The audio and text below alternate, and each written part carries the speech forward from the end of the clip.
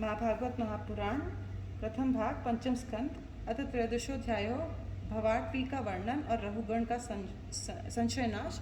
अब हिंदी अनुवाद। जड़ भरत ने कहा, राजन, ये जीव समूह सुखरूप धन में आसक्त देश देशांतर में घूम फिरकर व्यापार करने वाले व्यापारियों के दल के समान है।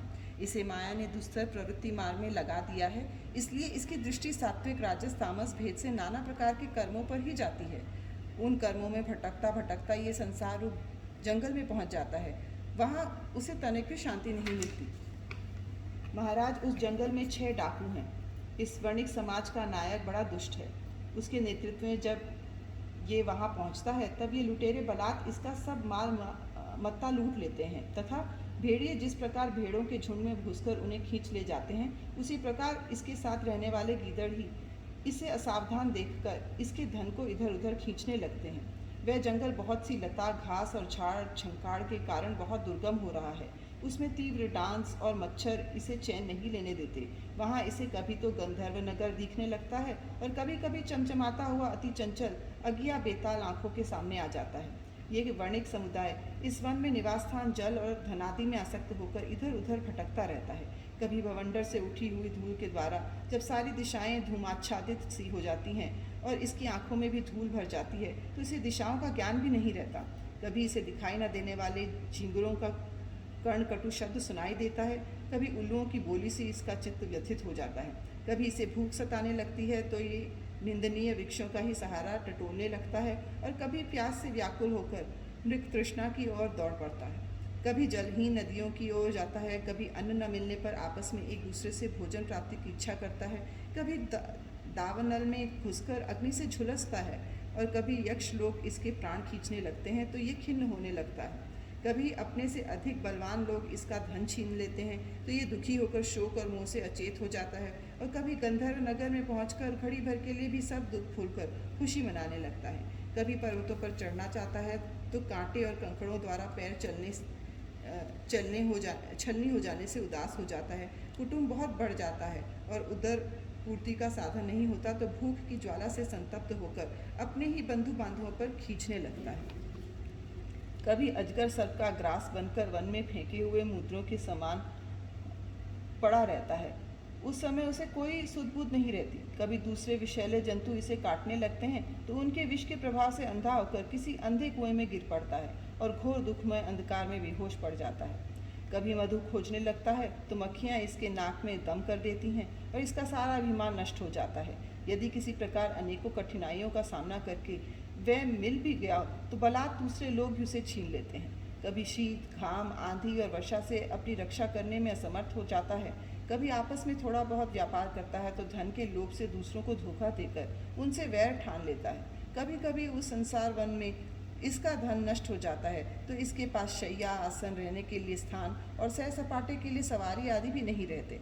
तब दूसरों से याचना करता है। मांगने पर भी दूसरे से जब उसे अभिलषित वस्तु नहीं मिलती तब पराई वस्तुओं पर अनुचित दृष्टि रखने के कारण इसे बड़ा तिरस्कार सहना पड़ता है। इस प्रकार व्यावहारिक संबंधन के कारण एक दूसरे से द्वेष भाव बढ़ जाने पर भी वह वर्णिक समूह आपस में विवाह आदि संबंध स्थापित करता है और फिर इस मार्ग में तरह तरह के कष्ट और धनक्षय आदि संकटों को भोगते भोगते मृतकवत हो जाता है।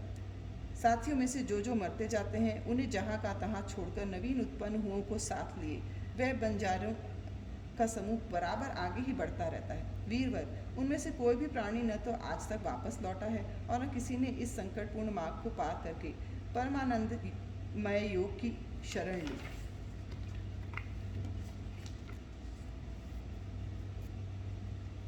जिन्होंने बड़े बड़े दिक्पालों को जीत लिया है वे धीर वीर पुरुष भी पृथ्वी में ये मेरी है ऐसा अभिमान करके आपस में वैर ठान कर संग्राम भूमि में जूझ जाते हैं तो भी उन्हें भगवान विष्णु का वह अविनाशी पद नहीं मिलता जो वैरहीन परमहंस को प्राप्त होता है। इस भवाटवी में भटकने वाला ये बंजारों का दल कभी किसी लता की डालियों का आश्रय लेता है और उस पर रहने वाले मधुरभाषी पक्षियों के मुंह में फंस जाता है। कभी सिंहों के समूह से भय मानकर बगुला कंक और गिद्धों से प्रीति करता है। जब उनसे धोखा उठाता है तब हंसों की पंक्ति में प्रवेश करना चाहता है किंतु उसे उनका आचार नहीं सुहाता। इसलिए वानरों में मिलकर उनके जाति स्वभाव के अनुसार दाम्पत्य सुख में रत रहकर विषय भोगों से इंद्रियों को तृप्त करता रहता है और एक दूसरे का मुंह देखते देखते अपने आयु की अवधि को भूल जाता है। वहाँ वृक्षों में क्रीड़ा करता हुआ पुत्र और स्त्री के स्नेह पाश में बंध जाता है। इसमें मैथुन की वासना इतनी बढ़ जाती है कि तरह तरह के दुर्व्यवहारों से दीन होने पर भी ये विवश होकर अपने बंधन को तोड़ने का साहस नहीं कर पाता। कभी असावधानी से पर्वत की गुफा में गिरने लगता है तो उसमें रहने वाले हाथी से डरकर किसी लता के सहारे लटका रहता है। शत्रु दमन यदि किसी प्रकार इसे उस आपत्ति से छुटकारा मिल जाता है तो वह फिर अपने गोल में मिल जाता है। जो मनुष्य माया की प्रेरणा से एक बार एक मार्ग में पहुंच जाता है उसे भटकते भटकते अंत तक अपने परम पुरुषार्थ का पता नहीं लगता। रहुगण, तुम भी इसी मार्ग में भटक रहे हो, इसलिए अब प्रजा को दंड देने का कार्य छोड़कर समस्त प्राणियों के सुहृद हो जाओ और विषयों में अनासक्त होकर भगवत सेवा से तीक्ष्ण किया हुआ ज्ञान रूप खड्ग लेकर इस मार्ग को पार कर लो। राजा रहुगण ने कहा, अहो, समस्त योनियों में ये मनुष्य जन्म ही श्रेष्ठ है। अन्याय लोकों में प्राप्त होने वाले देवादि उत्कृष्ट जन्मों से भी क्या लाभ है, जहाँ भगवान ऋषिकेश के पवित्र यश से शुद्ध अंतःकरण वाले आप जैसे महात्माओं का अधिकाधिक समागम नहीं मिलता। आपके चरण कमलों की रज का सेवन करने से जिनके सारे पाप नष्ट हो गए हों, उन महानुभावों को भगवान की विशुद्ध भक्ति प्राप्त होना कोई विचित्र बात नहीं। मेरा तो आपके 2 घड़ी के सत्संग से ही सारा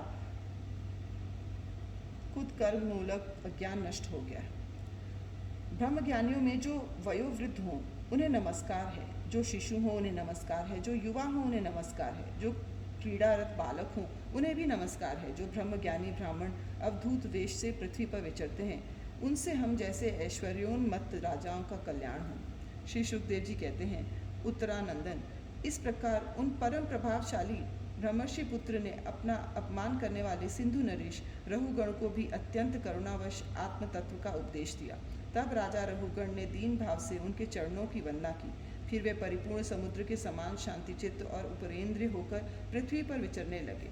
उनके सत्संग से परमात्म तत्व का ज्ञान पाकर सौवीरपति रहुगण ने भी अंतःकरण में अविद्यावश आरोपित देहात्म बुद्धि का त्याग दिया। राजन, जो लोग भगवदाश्रित अनन्य भक्तों की शरण ले लेते हैं उनका ऐसा ही प्रभाव होता है, उनके पास अविद्या ठहर ही नहीं सकती। राजा परीक्षित ने कहा, महाभागवत मुनिश्रेष्ठ, आप परम विद्वान हैं। आपने रूपकादि के द्वारा अप्रत्यक्ष रूप से जीवों के जिस संसार रूप मार्ग का वर्णन किया है उस विषय की कल्पना विवेकी पुरुषों की बुद्धि ने की है। वह अल्प बुद्धि वाले पुरुषों की समझ में सुगमता से नहीं आ सकता। अतः मेरी प्रार्थना है कि इस दुर्बोध विषय को रूपक का स्पष्टीकरण करने वाले शब्दों से खोलकर समझाइए। इति श्रीमद्भागवते महापुराणे पारमहंस्यायां संहितायां 5म स्कन्धे 13 अध्यायः।